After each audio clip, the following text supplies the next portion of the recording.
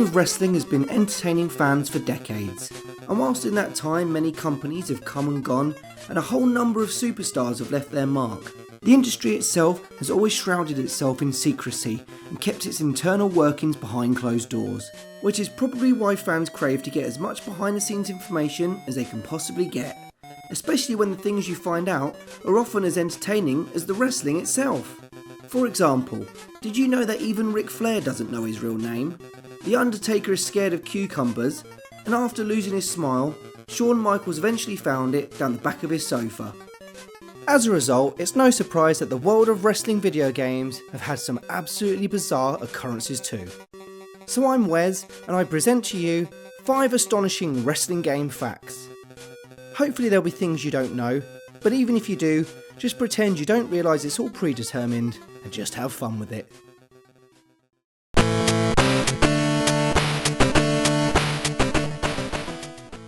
Wrestling video games have always tried to do their best to replicate the stunning wrestling action you see on your television screens week in, week out. And as with all game genres, it's pretty obvious there's going to be some absolute stone cold stunners and some absolute rock bottoms. I mean, have you played WWF Warzone? Seriously, you suck. You just suck. What? When games are released, there is often content left on that format by the developers which goes unused for whatever reason. In fact, the original SmackDown game is strive for unused content on its disc. For example, it had a whole bunch of cutscenes removed, including this one, where the champion is attacked by 2 other wrestlers who then proceed to steal his title, played in this clip by the Stone Cold Steve Austin twins. What? And in the absolutely abysmal WWF Warzone made by Acclaim, you'll find their franchise star Turok is in both the PlayStation and N64 versions of the game. You just need a cheat device to unlock him, but if you do, you'll find he uses the Rock's moveset. You know, because he's Turok. Get it? As wrestling and rosters are forever changing, it's understandable you'll have superstars taken out of games, especially if they're no longer with the company. When both No Mercy and SmackDown 2 Know Your Role were released at the end of the year 2000, both games didn't include the Big Show, despite the fact he appeared in the previous versions of both games, and still being with the then WWF. So why wasn't he in SmackDown 2 Know Your Role or WWF No Mercy? Well, that's because the WWF were fed up with him for being too fat. Yep, the WWF had sent the Big Show to OVW, which was basically the developmental territory of its day, in order to improve his fitness. There's even a video of The Undertaker, of all people, who never breaks character, calling out the Big Show for being fat and lazy. Now, despite being removed from both games, Big Show is actually still accessible in both of them. In SmackDown 2, the Big Show remained on the disc and even had an updated character model since his appearance in the original SmackDown game, as did Ken Shamrock, who also appeared on the disc despite having been removed for leaving the WWF. Both were playable through the use of a cheat device. However, both the Big Show and Ken Shamrock could actually appear in the Royal Rumble mode in the game. You could even play as them without the use of a cheat device. Both had updated movesets since the SmackDown version of the game. However, the game wouldn't display their name and would instead label them both as unknown. But it wasn't just the SmackDown game where the Big Show remained. The Big Show's attire, taunts, moves and beautiful face are also accessible in WWF No Mercy with the use of a cheat device. One interesting addition to this whole saga is the fact that through the many branching storylines, it's possible to recreate the WWF Championship storyline heading into WrestleMania 2000. The interesting thing about this is that the Big Show is no longer involved and is replaced by Steven Richards. Who? Steven Richards. You remember him, don't you? Guaranteed Hall of Famer. Steven Richards. Steven Richards.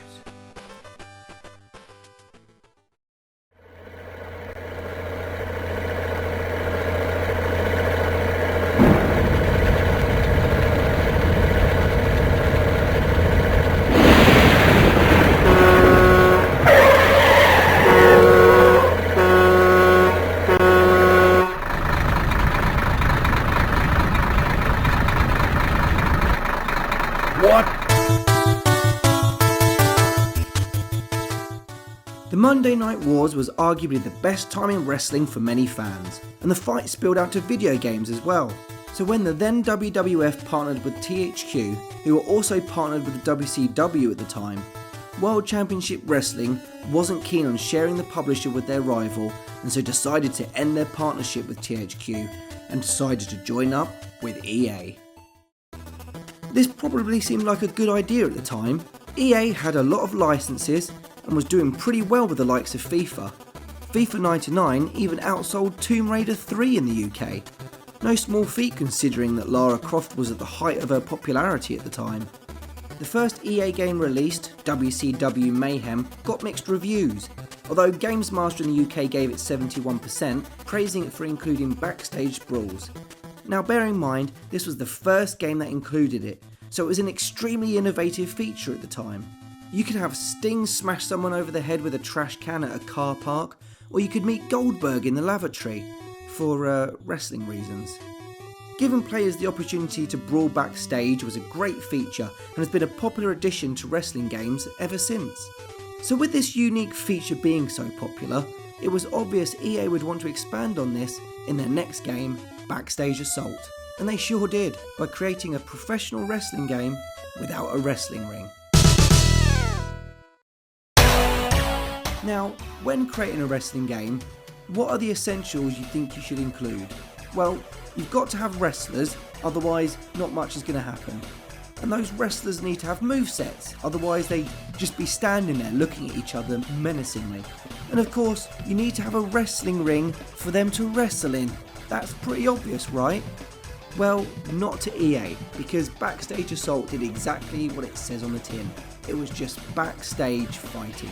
I've no idea what EA were thinking, but not including a wrestling ring in a wrestling game is absolutely absurd. In their November 2000 edition, the UK Games Master magazine had a small preview on it, stating it was the first ever wrestling game to feature no in-ring action. But hey, who would want a wrestling ring in a wrestling game anyway?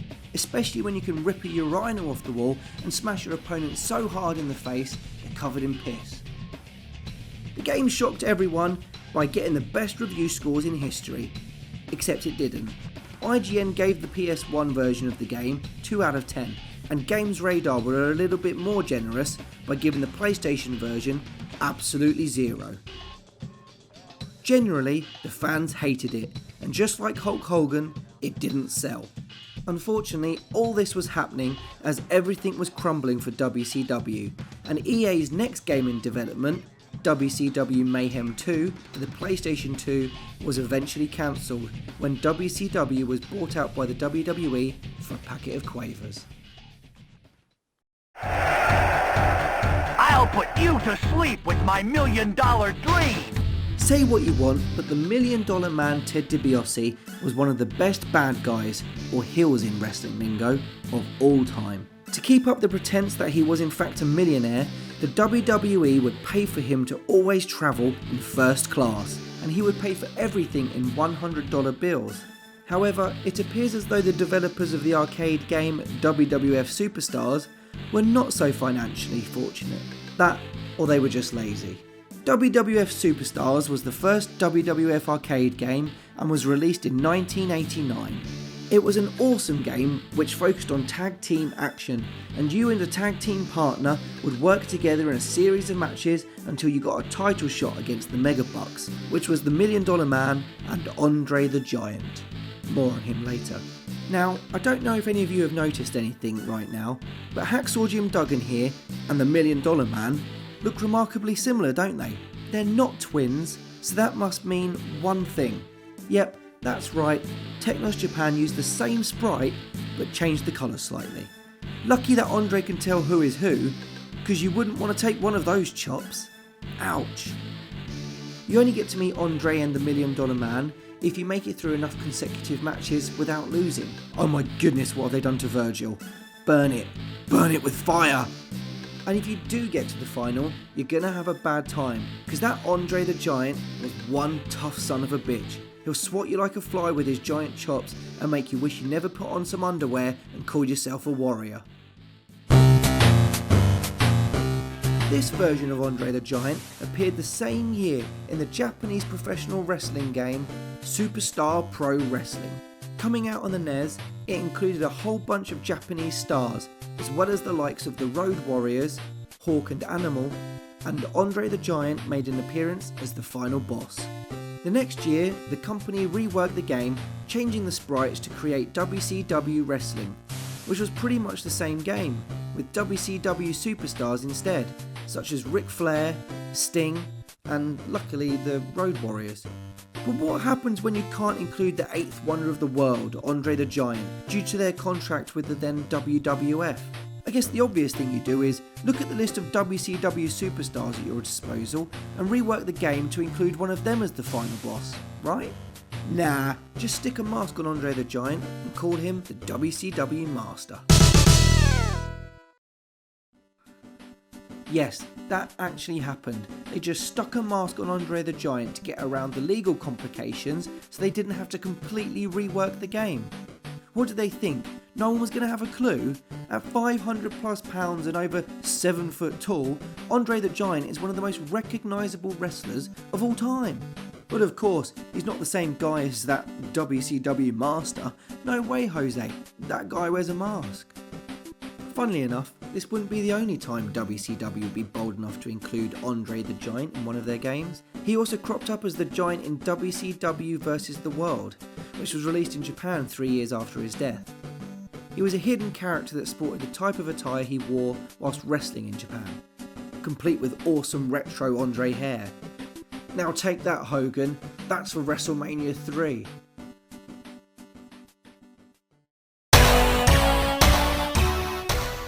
There have been a number of glitches and bugs in wrestling games over the years. Heck, I even did a whole series called Glitchamania. I'm a butterfly. In WWE 13, there was an infamous 2-count bug, where the AI would very rarely kick out at 2 during near falls and instead would kick out at 1 the majority of the time. And in WWE All-Stars, R-Truth was so broken, he could actually teleport. Holy crap! Now whilst the WWE 13 count bug wasn't fixed, most games are often patched nowadays so that bugs like these can be fixed. Although I wish they never fixed this one because that's bloody hilarious, let's be honest. WWF No Mercy was released in late 2000 and is often argued to be the greatest wrestling game ever made. But upon release, early versions of the game had a game-breaking bug. Fans started to notice that their saves were getting completely wiped, and they were not happy. That's right, saves would get wiped and the game would be completely reset. All those superstars you've created? Delete. All the progress you've made in the story mode? Delete. Fans were obviously very unhappy about it. It even appeared on the British TV show Watchdog, where some unhappy fans would tell heart-meltingly sad stories about how they spent their entire time creating superstars and chasing the WWF title, only to see their progress completely lost when they switched the game back on. Fans were at rock bottom, especially as the game was so good. And back in the year 2000, it wasn't so possible to patch console games like it is nowadays, so it wasn't something that could be easily resolved. Fortunately though, and probably at high cost to THQ, those who had purchased copies of WWF No Mercy with the glitch were able to take the game back to the retailer and get a replacement. No one has ever worked out the exact reason for the loss of data, despite there being a number of theories. But one interesting addition is that the majority of those who owned PAL versions found that their replacement was missing a much larger feature from the new game: blood. Yep, everything else was the same in their new version, but no matter how many times you punch Triple H in his face, he will never bleed.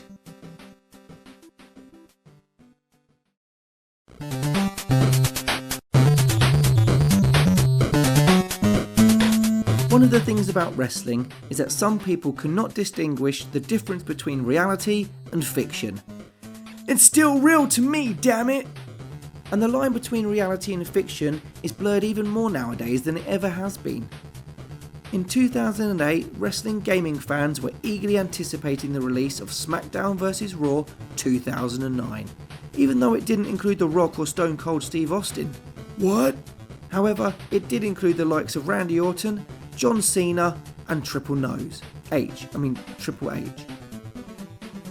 In September 2008, Fighting Spirit magazine published a private memo which was sent to the gaming press by the WWE. Now, this was a bit of a no-no, and obviously angered the WWE. What would be so bad about a memo? Well, the memo stated that when showcasing the game, no press could utilise screenshots of any characters bleeding or using weapons. So you're probably saying this request is completely understandable, especially considering the WWE was a few months into the new PG era, which meant that their TV programming had no blood, violence was toned down, and you're much more likely to hear words like poopy poop than curse words. So what's the reason this is on the list? Well, within the memo, WWE demanded that no one could include any screenshots of Triple H in a defenseless or vulnerable position. Yeah, the WWE essentially singled out Triple H and demanded no one makes him look like a pussy. The thing about this is that Triple H has never had the greatest image to many wrestling fans, and this information isn't going to do that reputation any favours. So why Triple H specifically? Why not John Cena or Batista? Of course, Triple H just so happens to be the husband of the boss's daughter. Well, they do say it's all about the game and how you play it. Fighting Spirit magazine further angered the WWE by also including a cheeky screenshot of Triple H getting an ass whipping from Kane. You know, the 7-foot demon from hell? And Triple H is the one with the 3-foot nose. It's not hard to find backstage stories of Triple H online, many arguing that he has the ego the size of his nose. That's a big nose. The integrity of many of these backstage stories are obviously questionable, but it is interesting that they are so frequent and many come from former WWE superstars themselves. Funny enough, Triple H has appeared in every single one of the SmackDown, SmackDown vs Raw, WWE and WWE 2K games. And in all fairness, every single one of them have vastly downplayed the size of his nose. Still, however you view him, Triple H is one of the most recognisable stars the WWE has. He's also the legend behind NXT, and whilst the likes of Bret Hart might not wish to give Triple H more than a 4 out of 10 for any of his matches, many would argue the game has been involved in some of the best feuds of all time.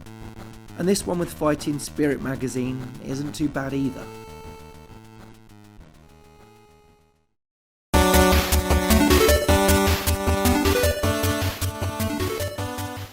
And that's it. That's all I have for now. I'm completely spent and out for the 3 count. I hope you enjoyed these astonishing facts on wrestling games. I've plenty more exciting content to come, and I look forward to you joining me. So make sure you're subscribed so you don't miss out on future videos. Now, timekeeper, ring the bell. See you at the next show.